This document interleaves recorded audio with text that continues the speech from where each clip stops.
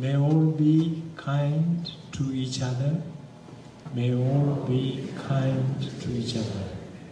May all be kind to each other. May all be kind to each other. May all be kind to each other. May all be kind to each other. Well, it's thrilling to me to have Nawang here. It's a real honor because this is one of the first times that he has been out since his accident. He'll tell you about 3 times that he nearly died. And he had said that he'd had many offers to go places, but he decided to come here. And the prisons just opened up for us to go to, and I'll tell you about that. But I do want to thank everybody for coming, and I want to thank all the volunteers who help with Books Behind Bars, and thank all of those who donate the money to help with the postage and the dictionaries and the thesauruses and the crossword puzzles that the inmates asked for. We couldn't do it without all the donations. We're in a new building, and I'd invite any of you to come. Actually, we need to have a big party, a big open house. That's what we need to do, because it was a job getting everything in there and getting it all straight, and we've had some wonderful volunteers. I want to tell you about Nawang, who I think maybe you read in the Echo. He came into the store a number of years ago, and that was the first time that we went to a prison. He wanted to go after we mentioned that we were going to have a lecture there. He said, "Oh, I've always wanted to go in a prison," and I hadn't realized that that was one of the first times that he had gone. Since then, he's gone to a number of prisons. This time, it opened up. You know, sometimes it's tough to go to a prison. You can't just walk in, and you can't just send something. You have to get through all the red tape and all that. But 2 prisons opened up for us, and we went to the women's prison on Wednesday, and last night, was just last night, to the men's prison at Dillon, which was absolutely marvelous. Both the men and women were so receptive, and they loved Nawang. Actually, the men gave a standing ovation when he finished. And I will say, I put one of our brochures up, and one of the men said, "Quest, you've sent books to me for years. Let me shake your hand." Yeah.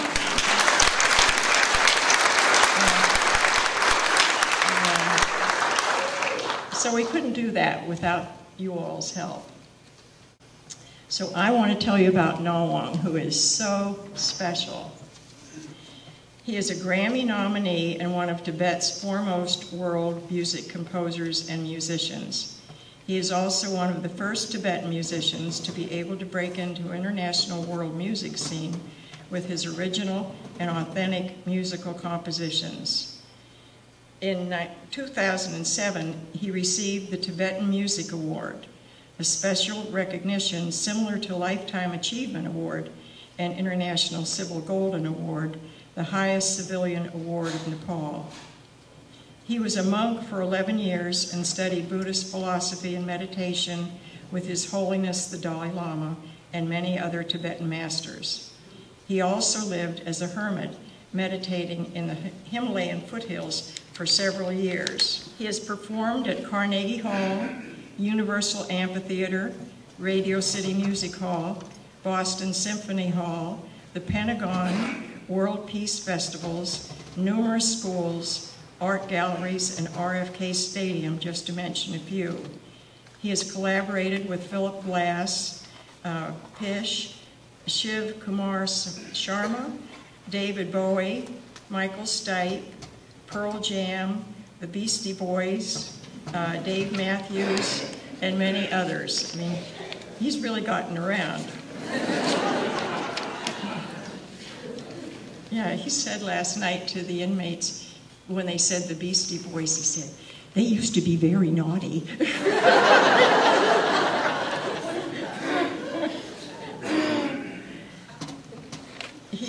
performed for many openings for the public address by His Holiness the Dalai Lama and Archbishop Desmond Tutu.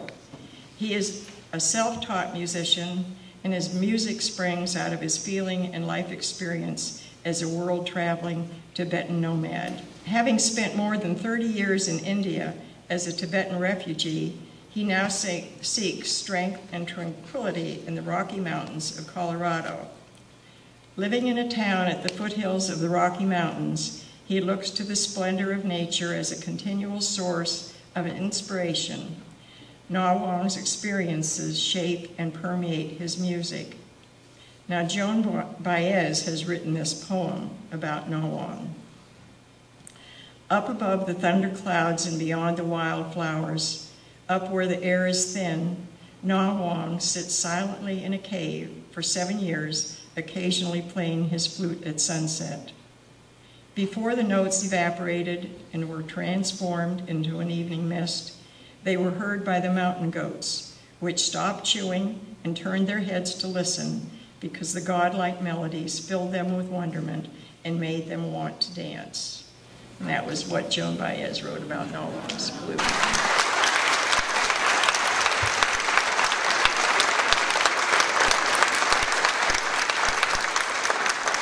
Thank you so much, Allison, for your kind introduction.